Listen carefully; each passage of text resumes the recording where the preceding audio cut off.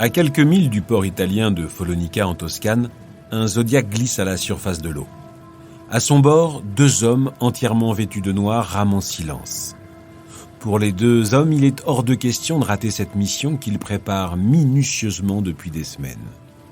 Ce soir, c'est le grand soir, et il n'y a pas meilleur allié pour eux pour mener à bien cette opération clandestine que l'obscurité offerte par cette nuit sans lune. Malgré un courant marin très puissant qui rend les manœuvres difficiles, ils arrivent enfin à s'approcher d'un navire d'une 30aine de mètres, qui mouille dans le golfe et qui appartient à une compagnie de produits chimiques, la Monte Edison. Sur la coque métallique du bâtiment apparaît enfin son nom, le Scarlino II. Le temps est maintenant compté. Les 2 hommes doivent agir vite. Ils saisissent les bombes artisanales composées de poudre extraite d'obus de la Seconde Guerre mondiale et tant bien que mal les placent sur la coque. Le système de mise à feu est fixé quant à lui à l'ancre. Quelques minutes plus tard, l'écho d'une puissante détonation secoue la douceur de cette nuit. La coque largement éventrée du petit pétrolier laisse échapper depuis ses cales des ruissellements rouge-orangé et répand aussitôt une odeur suffocante d'ammoniac sur toute la côte. À la même heure, un communiqué parvient à la rédaction de l'antenne bastiaise du journal Le Provençal. C'est une organisation clandestine, inconnue jusque-là, nommée le FPCL pour Front Paysan Corse de Libération, qui revendique le sabotage. Cet attentat, précise son communiqué, est une réponse aux agissements criminels de la société Monte Edison, propriétaire du navire. C'était il y a 40 ans, dans la nuit du 13 au 14 septembre 1973. Le premier attentat éco-terroriste de l'histoire vient de se produire. Il marque une étape décisive dans le combat contre l'un des plus importants crimes écologiques de la fin du XXe siècle, l'affaire des boues rouges, qui fit entrer la notion de dommage écologique dans le droit. Podcast Story. Tout commence 18 mois plus tôt, en avril 1972.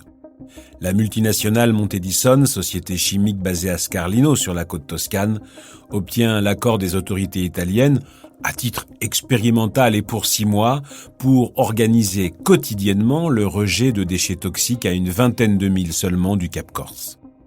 Un permis d'immersion accordé malgré l'avis défavorable qu'avaient rendu les experts scientifiques italiens du laboratoire central d'hydrobiologie de Rome. Et chaque nuit, c'est le même rituel sinistre. Les 2 bateaux-citernes de la compagnie Monte Edison, chargés de 3000 tonnes de matière toxique provenant d'une usine de production de dioxyde de titane, se rendent au large du Cap Corse, sur une zone tristement appelée le Haut Fond des Veuves. Là, en toute légalité, ils déversent leur mortelle cargaison. En survolant la zone en hélicoptère, on peut distinguer sur 20 km une ligne verte. Les rejets toxiques de la Monte Edison sont rouges, mais les résidus du dioxyde de titane qui surnagent, eux, sont verts. Géant de l'économie né en 1966 de la fusion entre la Montecatini italienne et de la société américaine Edison, Monte Edison est un fleuron de l'industrie et de la finance. Employant 150 000 personnes dans la péninsule, ce géant de l'économie étend ses ramifications dans le monde entier. La société est d'autant plus influente que l'État italien est son principal actionnaire. C'est donc une simple formalité pour elle d'obtenir au printemps 1972 l'autorisation du ministère de la Santé italien de déverser chaque jour ces déchets toxiques dans la mer. Entre le printemps 1972 et 1973, 13 lamentins, rorquals et cachalots sont retrouvés échoués dans un rayon de 100 km autour de la zone des déversements. Les analyses biologiques indépendantes confirment sans ambiguïté que les mammifères ont bien eu la peau brûlée par des produits toxiques. On retrouve aussi des traces de métaux lourds dans les prélèvements réalisés au niveau de leurs muscles. Les pêcheurs corses, qui se brûlent les doigts en remontant leurs filets, ont été les premiers à sonner l'alarme. Ils sont vite rejoints par des personnalités scientifiques éminentes. Le biologiste Alain Bompard, l'océanographe Jacques-Yves Cousteau, l'explorateur Paul-Émile Victor alertent le ministère de l'Environnement français sur les caractéristiques de la zone polluée, très riche en plancton, sur la présence d'acide sulfurique et la dangerosité que posent les métaux lourds dans la chaîne alimentaire. Ces avertissements finissent par alarmer l'opinion publique sur l'état dramatique de la faune et de la flore au large de la Corse.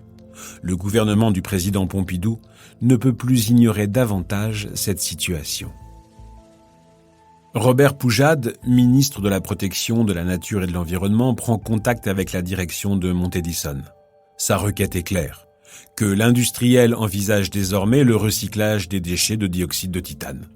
Si la demande se veut polie et courtoise, la réponse de la direction italienne, quant à elle, sera directe.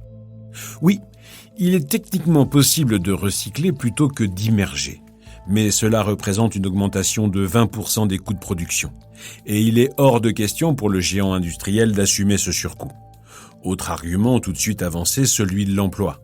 Dans ce bras de fer feutré, la direction de la Montedison menace aussi de licencier 500 ouvriers si les autorités françaises lui imposent de retraiter les déchets. Dernier argument de taille des Italiens, les usines françaises font bien pire. En clair, avant de venir vous occuper de nos affaires, balayez devant votre porte. Car la France fabrique, elle aussi, du dioxyde de titane, et en quantité bien plus importante qu'en Toscane. Des boues rouges, l'usine Thioxide basée à Calais en rejette régulièrement dans la Manche. Que dire des nappes phréatiques polluées en Alsace, à Thann, ou des boues rouges déversées en baie de Seine par la fabrique de produits chimiques Thann et Mulhouse. On en parle des boues rouges de Cassis, en Provence, déversées dans la mer depuis 1967 par l'usine Péchinet. Pour toute action, Robert Poujade publie le 4 mai 1973 un livre blanc qui fait la synthèse des rapports scientifiques effectués depuis 1 an sur les boues rouges. Un livre blanc qui est un exemple de langue de bois où le pouvoir politique montre son impuissance face au pouvoir économique. Sa conclusion est atterrante, ouvrez les guillemets. Les effets des rejets sur l'écologie marine ne sont pas certains et l'état du droit international ne les interdit pas, fermez les guillemets. Montedison 1, État français 0. Devant l'inertie des pouvoirs publics français et le refus de dialogue de la Montedison, le ton monte en Méditerranée. Le 19 mai 1973, la totalité des ports de Corse ainsi que ceux de Marseille, Nice, Port-Vendre, Sète sont barrés par les pêcheurs. Le 26 mai suivant, même opération de protestation par les pêcheurs et défenseurs de la nature à Viareggio sur la côte toscane. Dans la semaine qui suit, entre le 3 et le 6 juin 1973, une première conférence mondiale intercommunale pour la sauvegarde et la mise en valeur de la mer Méditerranée se tient à Beyrouth au Liban. Ambition, rechercher les moyens de mettre un terme à la pollution toujours croissante du bassin méditerranéen. Mais cette conférence accouche aussi d'une souris. Les principes fondamentaux d'une charte de protection de la Méditerranée sont élaborés et adoptés. Mais le texte précise qu'ils feront l'objet d'une étude plus approfondie, débouchant sur des mesures concrètes lors d'une seconde conférence qui doit se tenir à Palerme, en Italie, en septembre 1974. Pendant ce temps-là, toutes les nuits, les 2 navires affrétés par la Montedison continuent leur sale besogne en déversant des milliers de tonnes de boues rouges dans la Méditerranée, en toute impunité. C'est donc dans ce contexte que dans la nuit du 13 au 14 septembre 1973, le Front paysan corse de libération revendique le sabotage du Scarlino II dans le golfe italien de Follonica sur la côte toscane. Face aux géants de la chimie, un jeune avocat de 31 ans va se dresser. Il s'appelle Christian Huglot. Il réussit à faire comparaître inculpés les dirigeants de la Montedison pour non-respect de la loi italienne du 14 juillet 1965 qui protège la pêche en mer. Une brèche législative dans laquelle il s'engouffre tête baissée. Le procès se tient à Livourne, en Italie, du 3 au 27 avril 1974.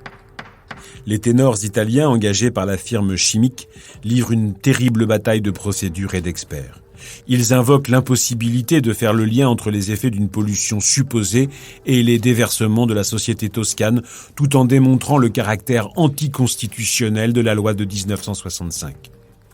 Le juge italien Gianfranco Viglietta, âgé de 32 ans, ne se laisse pas perturber par les innombrables tentatives de déstabilisation. Sa rigueur et sa parfaite connaissance du dossier pèsent sur le procès. Le verdict de la justice italienne tombe. les magistrats reconnaissent enfin la responsabilité de la Monte Edison et condamnent ses dirigeants à 4 mois de prison, avec sursis. En parallèle, le Parlement italien fait voter une loi qui abroge la loi sur laquelle s'est basée l'accusation. Avec ce changement, l'entreprise est relaxée automatiquement, la condamnation de la multinationale annulée, les bouts rouges peuvent continuer à être déversés. Devant le statu quo, un homme discret mais providentiel décide de s'emparer du dossier. Cet homme, plongeur sous-marin émérite et amoureux de la mer, s'est toujours soucié de répondre aux défis auxquels l'humanité doit faire face, comme par exemple les pollutions, les changements climatiques, la dégradation des mers et des océans.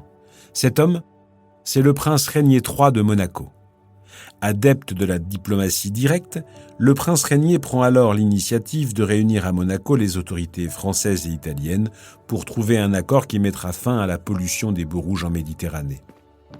Lundi 10 mai 1976, dans la salle du trône du palais et en présence du prince Régnier, la France, à travers Michel Poniatowski, ministre d'État, ministre de l'Intérieur, l'Italie, représentée par Mario Pedini, ministre italien de la Recherche scientifique, et André Saint-Mieux, ministre d'État de Monaco pour la Principauté, signent un accord historique sur la protection des eaux du littoral méditerranéen, de la presqu'île d'Hydre à Gênes. L'accord s'appelle RAMOGE, acronyme de Saint-Raphaël, Monaco, Gênes. C'est l'aboutissement diplomatique de l'affaire des boues rouges qui a commencé 4 ans plus tôt.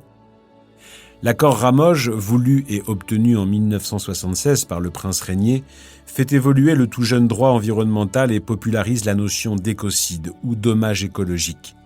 La Méditerranée, dit le souverain monégasque à l'origine de cet accord, est une grande malade que l'on a négligé de soigner et dont l'État réclame un traitement énergique. C'est en 1976 aussi que Maître Huglot va saisir le tribunal de grande instance de Bastia pour reprendre le combat suite au coup de théâtre du procès de Livourne. 9 ans de procédure et d'expertise scientifique qui aboutissent à la condamnation de Monte Edison. La Monte Edison est condamnée à verser 500 000 francs aux 2 départements de la Corse. On juge aussi pour la première fois en France le dommage écologique. Il permet aux pêcheurs de toucher 170 000 francs. 1985 marque la fin juridique de la bataille des boues rouges. Podcast Story. On a tous une histoire à écouter. Ne manquez aucun épisode de Podcast Story. Abonnez-vous et mettez 5 étoiles sur Podcast Addict, Amazon Music ou Spotify.